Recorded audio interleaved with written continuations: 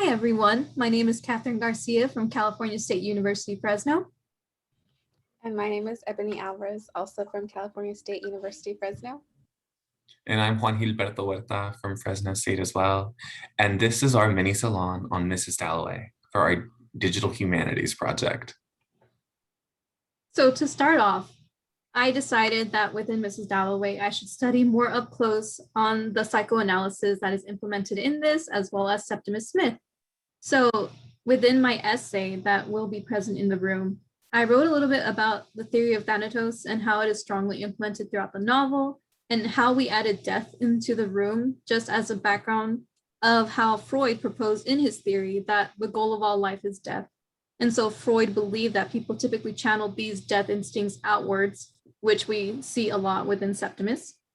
And one major point that we see within Septimus is also his best friend Evans that continues to haunt him. And so this one moment from the novel is really a strong detailed support for Freud's theory, where it states from the novel, quote, "But the branches parted, a man in gray was actually walking towards them. It was Evans, but no mud was on him, no wounds, he was not changed," unquote. So Septimus's recurring hallucination is attached to his past experience in the war. And during the war, when Septimus witnessed Evans getting killed, at first he was just staring at dead trees while Septimus screamed at Evans not to come, fearing that he was seeing the dead. And so this could just be the hallucination of his death instincts becoming stronger as it occurs more and more throughout the novel. And one thing that also caught my attention with Septimus is also red geraniums. So red geraniums has this major point in the UK, which is known as Victory is Fleeing. And, this could be pointing towards the war that has just passed. And so these flowers typically surround Buckingham Palace. And it actually states here, quote, "A few years later in Mrs. Dalloway, the Imperial Association to Red Geraniums is further emphasized as the official government limousine, with its insistent evocation that greatness was passing, as it glides past a crowd gathered at the gate of Buckingham Palace near the statue of Queen Victoria," unquote. And so I just felt that this is really strong, especially because red geraniums are often set out during wartime. And we also see it very often when Clarissa is trying to find things that she needs for her party. And so this leads a little more to the parallel of Clarissa being Septimus's other half, basically. But while Septimus suffers from disillusionment within the British Empire, Clarissa is seen to be a huge contrast between the conscious struggle of a working class veteran and the blind opulence of the upper class. And so that's why I believe that it's a really strong transition to help us segue a little more into this detail of gender identity to Ebony.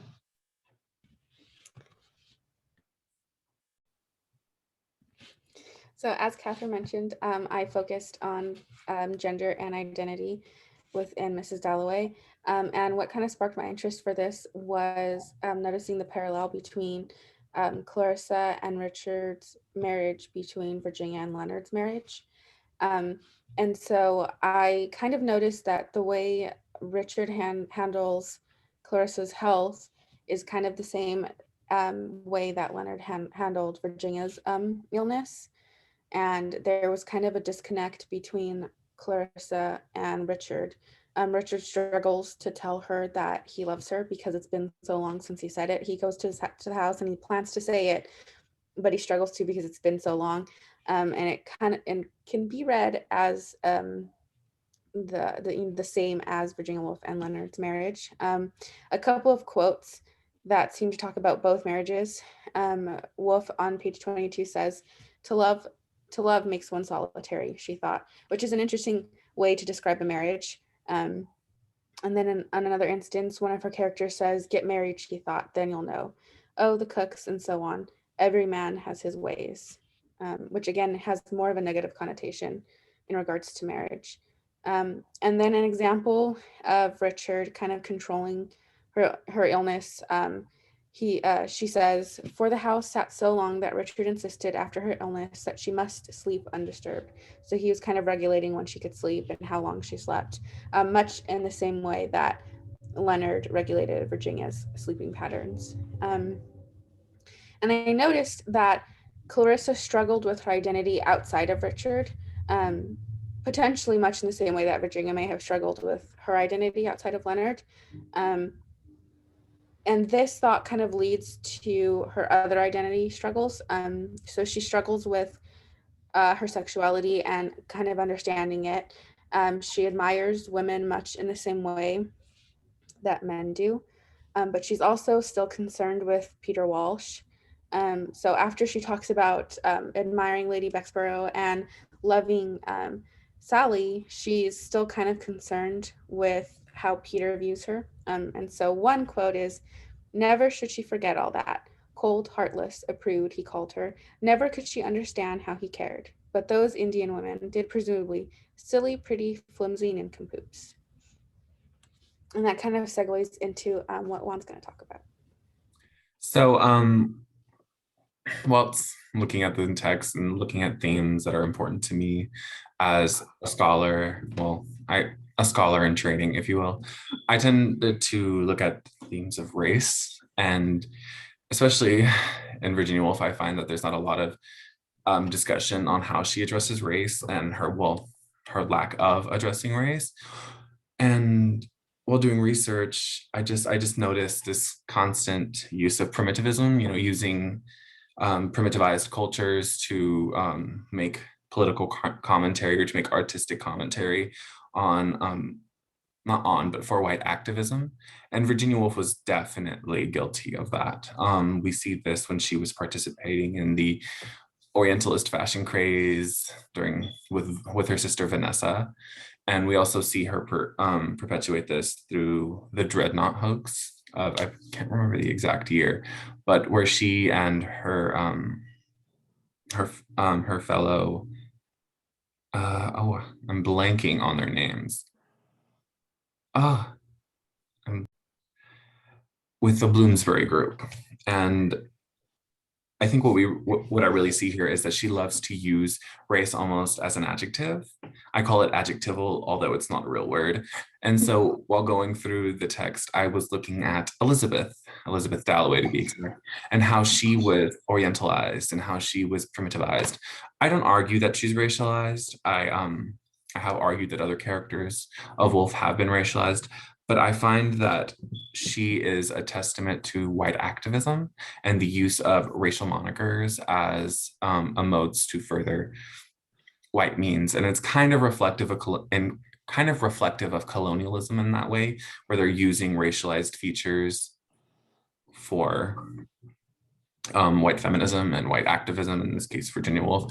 And so I really see this when in the quote, "When Mrs. Kilman took another cup of tea, Elizabeth, with her oriental bearing, her inscrutable mystery, sat perfectly upright," on page 128 of the Mark Hussey edition.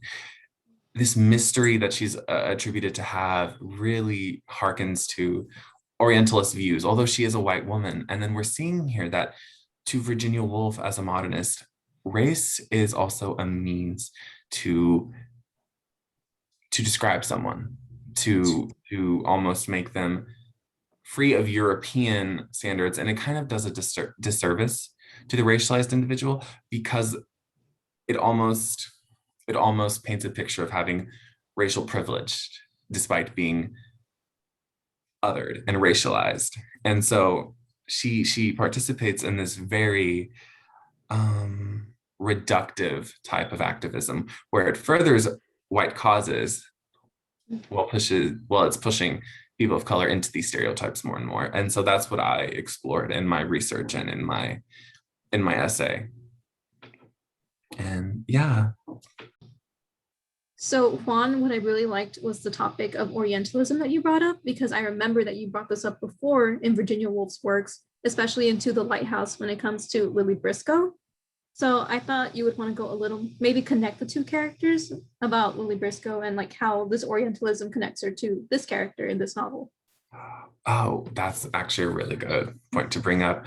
With Lily Briscoe, I argue that she's a pseudo-racialized character. I argue that she experiences a lot more of the effects of racialization than Elizabeth Dalloway does, and which is why I say Elizabeth experiences certain aspects of racialization, but she is still viewed as a white woman. She is still allowed to be a beauty standard in this novel. But Lily Briscoe is completely removed from the categories of marriage. She is prescribed to have this kind of freedom because she is racialized. And so she doesn't have to worry about marrying a white European man because she isn't this Eurocentric beauty. Although I also argue that she is fetishized racially because of her racialized features, and because when we're looking at Lily Briscoe through a racialized lens, we can see how the experiences she goes through reflect post-colonial feminism and how it kind of morphs Virginia Woolf's white feminism. And so when I'm looking at Orientalism here, I'm looking at this Edward Said quote here. I use a lot of them, and I'm not even sure if I'm pronouncing his last name correctly. But I'm looking at this quote that goes as follows: "The Orient then seems to be not an unlimited extension beyond the familiar European world, but rather a closed field theatrical stage affixed to Europe." And so what I'm saying here is she's using these Orientalist themes, and she's perpetuating this idea of Europe being at the center of everything. Europe being at the center of racialization, which it is, because, well, they're the inventors of the ideology of race. And it is an ideology. But I think that's, I hopefully answered your question with that, and like kind of seeing the connection between Elizabeth and Lily, where Lily is definitely, she experiences a lot more of the effects of racializations. And sometimes they might not have even been Woolf's intent, but as a racialized being myself, I can see when racialization kind of affects a person and how it can be interpreted. Certain interactions with another character can be interpreted differently because of race. No, you did a great job. The depth that you went into when it comes to race, when it comes to Virginia Woolf's novels in general, is a field I know that is a little bit lacking. So the fact that you went a little more in depth, you did a great job. It's a problem with a lot of I would say modernist texts, specifically from England. A lot of them seem to forget that race is a thing. Even when looking at the Victorian lit canon, I don't believe there's many authors of color in that canon, if any. And so I think for me, I as a person who experiences race, who I'm made to feel my color, I can feel the color for other characters, even if they are not explicitly a different race. Okay, so I actually had a question for you, Catherine. I was kind of wondering what your thought process was, and what kind of inspired you to talk about Septimus's health. I found a quote when I was reading on page 21 that really stuck out to me. And it says, "Look, look, Septimus," she cried, "for Dr. Holmes had told her to make her husband, who had nothing whatever seriously the matter with him, but was a little out of sorts, take an interest in things outside of himself." And I really kind of just focused on how his mental health the entire time is not taken seriously at all. And I guess technically my question was two parts. The red geraniums, I really focus on the red geraniums. It kind of seems to have a negative connotation when it comes to Wolf. So I was kind of wondering what your thoughts were on that. So I'll address Septimus first. In Septimus's case, it's unfortunate, but they did not treat mental health as a real illness back then. They diagnosed it as shell shock, which you can find the definition of in our room. And they basically misdiagnosed dozens and dozens of soldiers, mistreating them. And you see this continuously when it comes to mental health throughout Woolf's novels, because it just wasn't a serious thing back then. To them, it was more like, sleep it off and you'll get over it, especially because Freud, his specialty in this field at the time was dream analysis. And so his main prescription, I guess you could say, was practice your breathing techniques, especially when you're having the panic attacks, because then you'll be able to calm down. But obviously we see that this isn't the case with Septimus, and it's bad, but it's true that it just wasn't a serious thing. They expected him to get over it as soon as possible.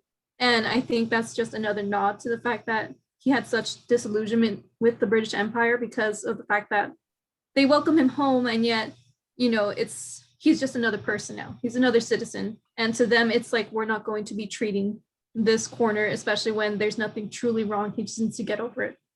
So it's sad, but it's true. And the fact that he was diagnosed with shell shock, it's not really a real diagnosis. It's mainly just practice your breathing and you'll be fine.